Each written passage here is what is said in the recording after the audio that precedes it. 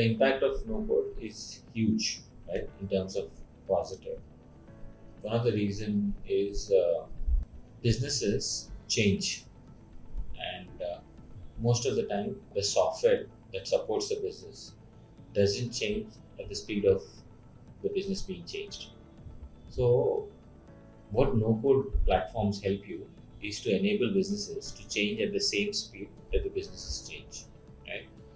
Most of the time, when these business adjustments happen, it could only be very small things that needs to be adjusted.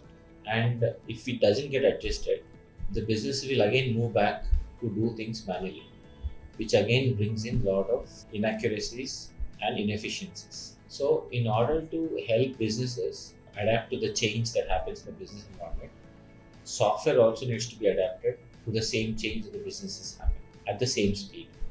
With no code, you can not, the speed is still maintained. Or not, what happens is, if you don't catch up with this business, the business itself will slow down.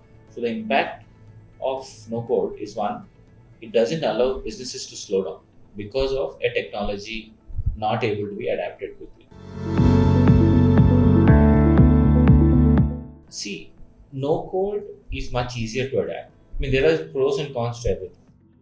No code is much easier to adapt because you don't need to redeploy the build again. In my sense is, no code is done through metadata changes, right?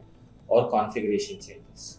Now, when we do configuration changes and metadata changes, no code can quickly get that metadata changes and show that on the app. So the reflection of changes is much faster.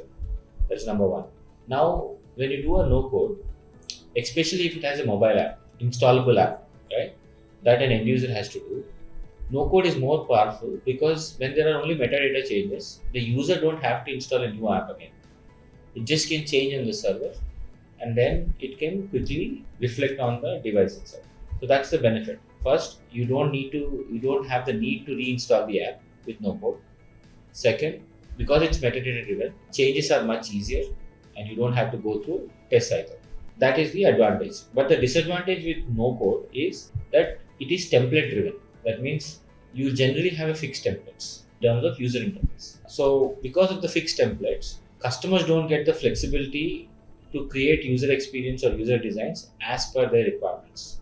Its example is like an apartment, right? In apartment, you have the template of the apartment created from the outside. All you can do is a change in the interiors, but you can't change anything in the exterior because the template is fixed, right? That's the disadvantage with a no-code platform. There are use cases for everything, right? For no-code, templates driven, a lot of things are metadata driven. The biggest advantage is you don't need to uninstall the app and reinstall the app. That's the biggest advantage of no-code. When it comes to low-code, you will have to keep, every time you make a change, you will have to rebuild the app and redeploy the app. Now, because you rebuild and redeploy, it could be little error prone, right? Because you have to again go install it on servers. You have to make your teams to again install the app and stuff like that. But the advantage of low code is, because it generates code, the advantage of that is you can build the user interface the way you want, right? It also decreases time, but you can build the user interfaces the way you want to. It's like buying a land and building your own house, right? Let me put this, the difference between a low code and no code is, low code is buying a land and building a house. No code is buying an apartment and doing interiors. That is a difference.